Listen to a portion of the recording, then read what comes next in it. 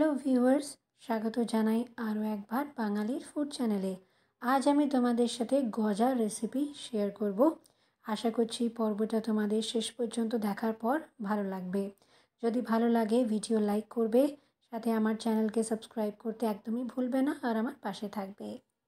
তাহলে চলো বন্ধুরা, গজা বানানো শুরু করি। গজা বানানোর জন্য সবচেয়ে প্রথমে 2 কাপ ময়দাতে আমি অল্প একটু নুন দিয়ে এবার ময়ামের জন্য আমি 2 চামচ মতন তেল নিয়ে নিয়েছি। এবার ভালো করে এগুলো সবকে মিক্স করে নেওয়ার পর অল্প অল্প জল দিয়ে একটা সফট ডো তৈরি করে নিচ্ছি। তো এখানে দেখো এই সব কিছুকে মিক্স করে নেওয়ার পর আমি সফট ডোটা তৈরি করে কিছুক্ষণ চাপা দিয়ে রেখে দেবো। ততক্ষণ চলো আমরা সুগার সিরাপটা তৈরি করে নিই। সুগার সিরাপের জন্য ছোটো বাটির 1 বাটি চিনি নিয়েছি আর ওই সেম বাটিরই 1 বাটি জল নিয়ে নিয়েছি। এবার চিনিটা ভালো মতন গলে যাওয়া পর্যন্ত এখানে সুগার সিরাপটা বানাতে হবে। সাথে এখানে 2টো ফাটানো এলাচ আমি অ্যাড করে দিয়েছি জাস্ট একটু ফ্লেভারের জন্য। দেখো এখানে চিনিটা গলে গেছে পুরোপুরি আর রসটাকেও আমি বেশ খানিকক্ষণ ফুটিয়ে নিয়েছি। তো আমাদের কিন্তু একদমই রসটা কিন্তু এক তারের রস দরকার নেই, চিটচিটে ভাব এলেই চলবে। রসটা তৈরি করে নামিয়ে রেখেছি। এবার দেখো ময়দাটাকে হাতে করে আর একটু আমি মেখে নিলাম। মেখে নেওয়ার পর ময়দাটাকে একটা সুন্দর রেক্ট্যাঙ্গুলার শেপে নিয়ে আসতে হবে। হাতে করে এভাবে একটু চেপটে চেপটে দেখো রেক্ট্যাঙ্গুলার শেপ আমি দিয়ে দিয়েছি। এবার পিস পিস করে খালি কেটে নেব। তো ছোট্ট ছোট্ট মানে কিউবসের আকারে কিন্তু গজাগুলো আমি তৈরি করছি। তো তোমরা দেখতে থাকো।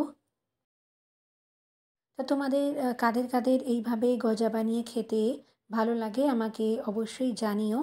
তো আমার তো খুবই টেস্টি লাগে এরকম ধরনের রেসিপি। আর এটা খুবই সহজ পদ্ধতিতে হয়ে যায় রান্না, আর খুব একটা বেশি ঝামেলা হয় না। তো মিষ্টি খাওয়ার যখনই ইচ্ছা করে আমি কিন্তু এইভাবেই গজা বানিয়ে নিই। তো এখানে দেখো আমরা ছোট ছোট পিস করে কিন্তু গজাগুলোকে বানিয়ে নিচ্ছি। তো এখানে আমি গজাগুলো সুন্দরভাবে শেপে নিয়ে আসছি। আর দেখো এখানে গজাগুলো কাটা হয়ে গেছে। এবার অল্প একটু এইভাবে হাতে করেও কিন্তু শেপটা প্রপার দিয়ে দিতে হবে, যাতে এদিক ওদিক থেকে যদি কোথাও একটু এক্সট্রা ময়দা মানে ডোটা বেরিয়ে থাকে সেটা যাতে না থাকে, তার জন্য এক্সট্রা হাতে করে এইভাবে একটু শেপ দিয়ে নিলাম। এখানে দেখো কড়াতে আমি বেশ কিছুটা সাদা তেল হালকা একদম হালকা আঁচে গরম করে রেখেছিলাম, তাতেই আমি গজাগুলো দিয়ে দিলাম। এবার মিডিয়াম ফ্লেমেই কিন্তু পুরোপুরি রান্নাটা করব, হাই ফ্লেমে রাখবো না, তাতে গজাগুলো কিন্তু খুব একটা ক্রিস্পি হবে না। আর রসে দিলে পরে খুব তাড়াতাড়ি কিন্তু এগুলো মানে নরম পড়ে যেতে পারে। তার জন্যই মিডিয়াম ফ্লেমে পুরোপুরি রান্নাটা করছি। দেখো এখানে গজাগুলো হালকা কালার আসা শুরু হয়ে গেছে। তো বেশ একটু লাল লাল হয়ে যাওয়ার পর এবার গজাগুলোকে আমি তেলের থেকে তুলে নেব। তুলে নিয়ে এবার যে সুগার সিরাপটা আমি তৈরি করে রেখেছিলাম তাতে আমি গজাগুলো এভাবে দিয়ে দিচ্ছি। তা গজাগুলো সুগার সিরাপে প্রায় 5 থেকে 10 মিনিট রাখার পর এবার তুলে নিয়ে একটা প্লেটের মধ্যে সার্ভ করলেই কিন্তু একদম গজা তৈরি। আশা করছি আজকের পর্বটা তোমাদের ভালো লাগবে। ভালো লাগলে অবশ্যই ট্রাই করো। আর আমার চ্যানেল বাঙালির ফুড চ্যানেলকে সাবস্ক্রাইব করে নিও আর আমার পাশে থেকো। দেখা হবে খুব শীঘ্রই আগামী পর্বে নতুন একটি এরকমই রেসিপির সাথে। ততক্ষণ তোমরা ভালো থেকো, সুস্থ থেকো।